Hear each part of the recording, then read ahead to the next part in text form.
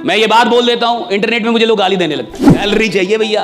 30 दिन आदमी नौकरी पे इसलिए जा रहा है कि 31वें दिन सैलरी चाहिए। जिंदगी भर मेहनत इसलिए करती है कि रिटायरमेंट के बाद आराम मिलेगा। सूट टाई इसलिए पहनते कि आपको पता चले बोलेगा कौन। गरीब आदमी को लगता है कि पैसा उसको लायक बनाएगा, पैसा लायक नहीं बनाता। सिर्फ पैसा कमाना हो तो आप तंबाकू, शराब कुछ भी बेच लेते। शराब बेचते तो कहीं जाना भी नहीं पड़ता, खुद ही लोग आते कि सर वो वाला दे दीजिए। इतना पैसा हो के भी मौत को तो नहीं टाला जा सका ना।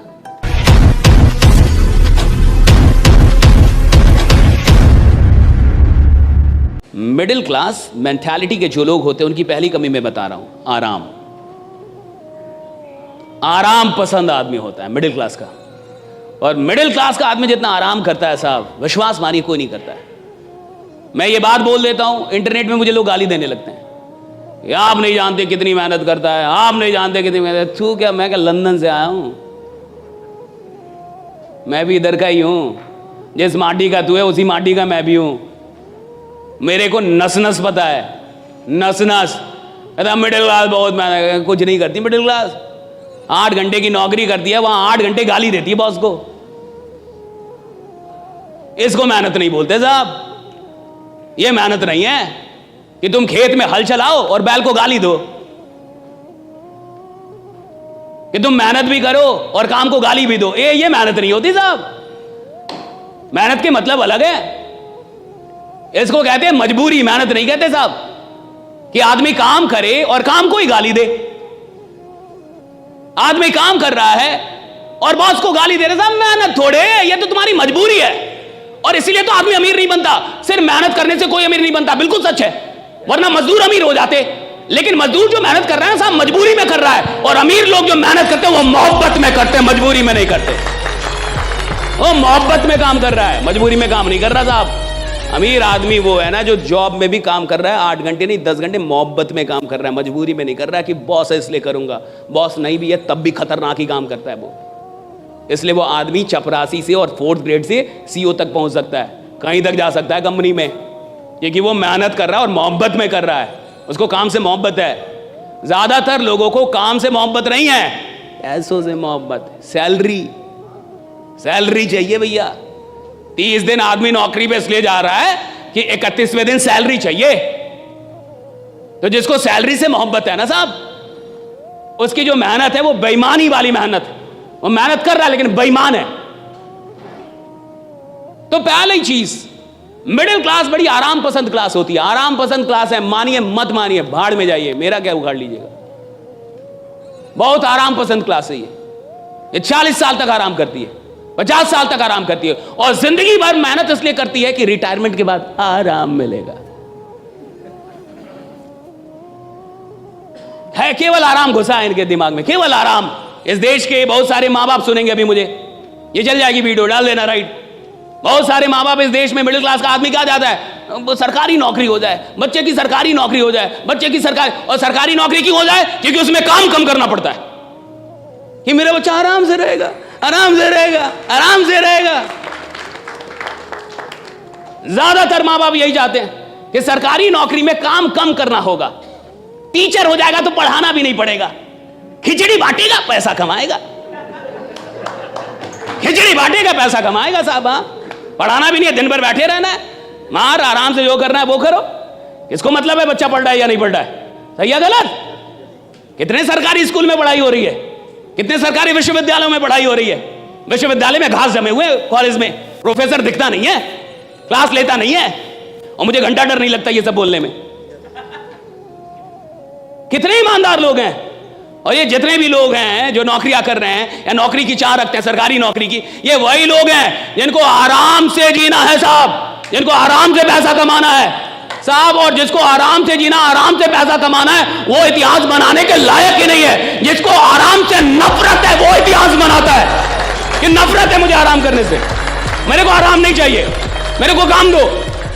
और देखिएगा बहुत ऐसे लोग होंगे जिनसे काम छीन लोगे बीमार पड़ जाएंगे। मैं अगर 10 दिन काम ना करूं मुझे बुखार हो जाता है। मैं छठ में जाता हूं घर, बिहार से हूं, प्योर गांव का आदमी हूं, प्योर देहाती। तो सूट टाई इसलिए पहनते कि आपको पता चले बोलेगा कौन।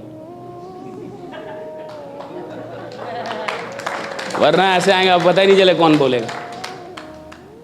फिटनेस के लिए लोग क्या नहीं करते, इंटेंस वर्कआउट, क्रेजी डाइट्स और फिर छोड़ देते हैं। पर फिटनेस का सबसे आसान तरीका है वॉकिंग।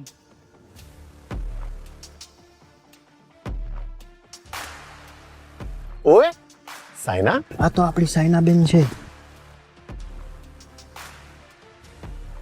ઓય પાજી, લેટ્સ ગો. चल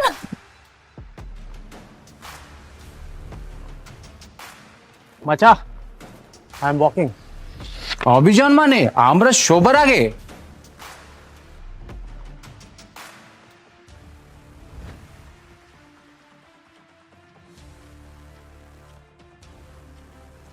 स्टेपमिंट के साथ सब अचीव कर रहे हैं अपने डेली स्टेप गोल्स और कमा रहे हैं रियल क्रिप्टो रिवॉर्ड्स भी। आज ही फ्री साइन अप करें और पाए $10 वर्थ ऑफ क्रिप्टो रिवॉर्ड्स। अब चल रही है दुनिया, बदल रही है दुनिया।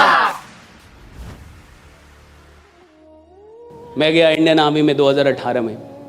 आर्मी वालों ने मुझे बुलाया था कि आके एक टॉक दे दीजिए।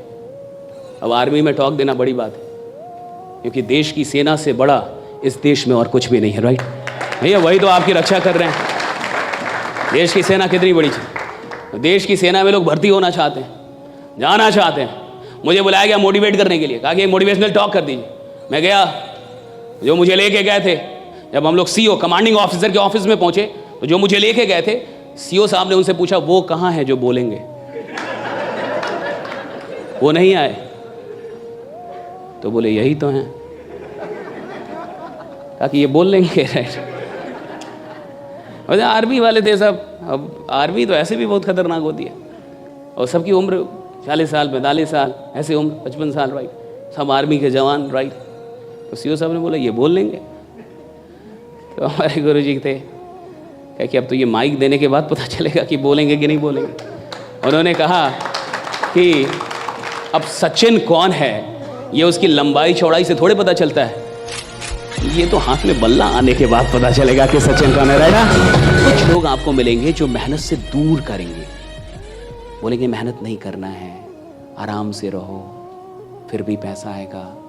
ये लोग क्षणिक तौर पे अच्छे जरूर हैं, लेकिन परमानेंट तौर पे ये आपको आदमी नहीं बना पाएंगे। कुछ ये आपको कमाल का आदमी नहीं बना पाएंगे।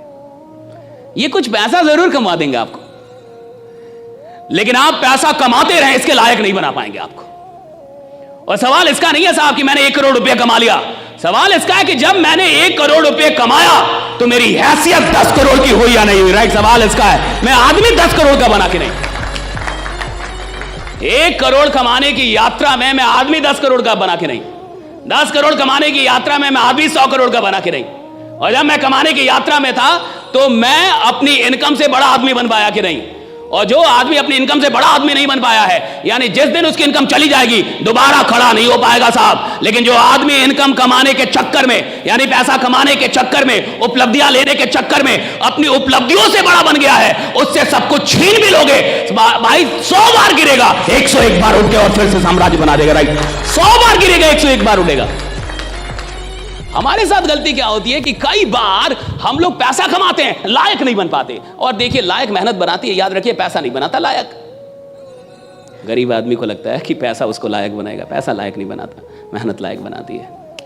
पैसों से रिस्पेक्ट आता भी नहीं है, मेहनत से वो रिस्पेक्ट आता है। जब आप लोगों के लिए मेहनत करते हैं तो वो रिस्पेक्ट आप डेवलप कर पाते हो उनके मन में।